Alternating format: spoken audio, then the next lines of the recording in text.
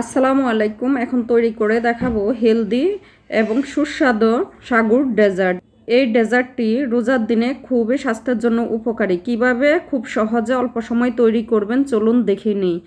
সাগুর dessert তৈরি করার জন্য প্রথমে আমি হাফ কাপ সাগু দিয়ে দিচ্ছি ফুটন্ত গরম পানিতে। পানিটা আমি আগে চুলায় বসিয়ে দিয়েছিলাম। পানি অবশ্যই বেশি দিবেন যাতে জড়জড়ে হয়। আমরা যেভাবে নুডলস সিদ্ধ করে থাকি বেশি পানিতে।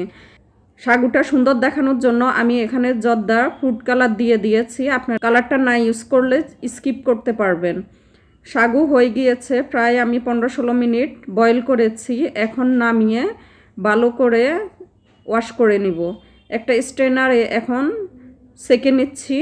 সেকে নিয়েছি। এখন ঠান্ডা পানি দিয়ে ভালোভাবে ওয়াশ করে নিচ্ছি। ঠান্ডা পানি দিয়ে ভালোভাবে ওয়াশ করে নিলে দেখা যাবে যে সাগুটা জড়জড়ে হবে, খেতেও ভালো লাগবে। তো আমি ভালোভাবে দেখতে পাচ্ছেন পানি দিয়ে ওয়াশ করে নিয়েছি। দেখতে একদম জলজলে মুক্তার মতো হয়েছে।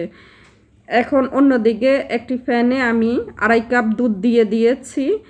এর মাঝে এখন আমি দিয়ে দিচ্ছি হাফ কাপ চিনি। আমি এখানে চিনির পরিমাণটা আমার স্বাদ অনুযায়ী দিয়ে দিয়েছি, আপনারা চাইলে বাড়িয়ে দিতে পারবেন।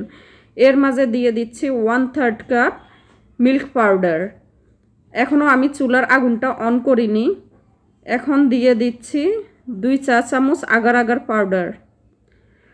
দিয়ে দিচ্ছি এখন ভ্যানিলা এসেন্স 1 চা চামচের মতো। দিয়ে এখন সব কিছু ভালোভাবে মিক্স করে নিচ্ছি। মিক্স করে চুলার আগুনটা অন করে দিয়ে দিয়েছি এবং দুধটা ফুটিয়ে নিচ্ছি। 2 বার বলক এসেছে।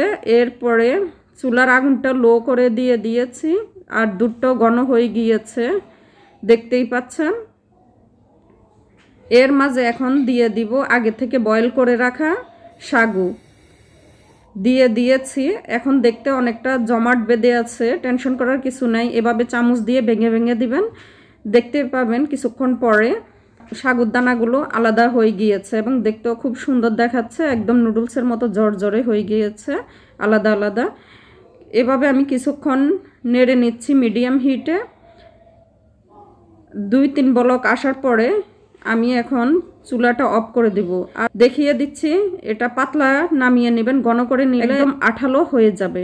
এখন আমি একটি কেক মোল্ডে তেল ব্রাশ করে নিচ্ছি, খেতে সুবিধা হয়। তেল বেশি পড়লে টিস্যু দিয়ে মুছে নেবেন। এখন মোল্ডের মাঝে আমি সাগুগুলো দিয়ে দিচ্ছি সাবধানে।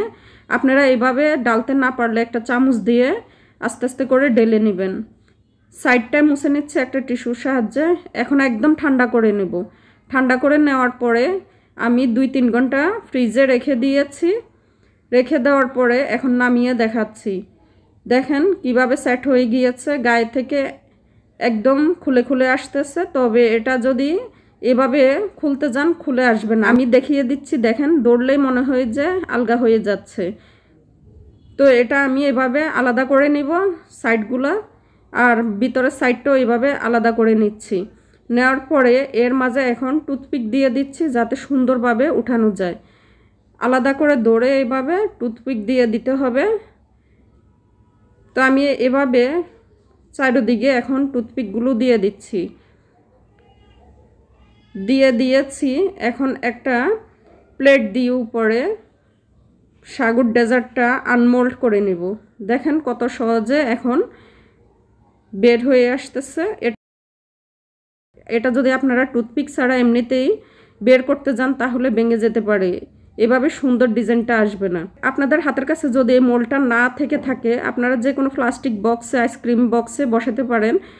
এতে করে সুন্দরে বের হয়ে আসবে আর এত কষ্ট করতে হবে না এবং টুথপিক দিতে হবে না। এখন আমি কেটে দেখাচ্ছি ভিতরে কেমন হয়েছে। দেখতে পাচ্ছেন কতটুকু সুন্দর এবং ইয়াম্মি হয়েছে, কত সুন্দরভাবে বসেছে, দেখতেও খুব লোভনীয় হয়েছে। সাগুর এই পুডিংটা আপনারা ইফতারের আগের দিনও তৈরি করে রেখে দিতে পারবেন। অনেকে কোরআন পড়েন, এতে করে হাতে সময় কম থাকে। আগের দিন তৈরি করে রাখলে তাহলে আর ঝামেলা হবে না, খেতেও অনেক ভালো লাগবে। ফ্রিজের ঠান্ডা ঠান্ডা। সবাই সুস্থ থাকবেন, ভালো থাকবেন। আল্লাহ হাফেজ।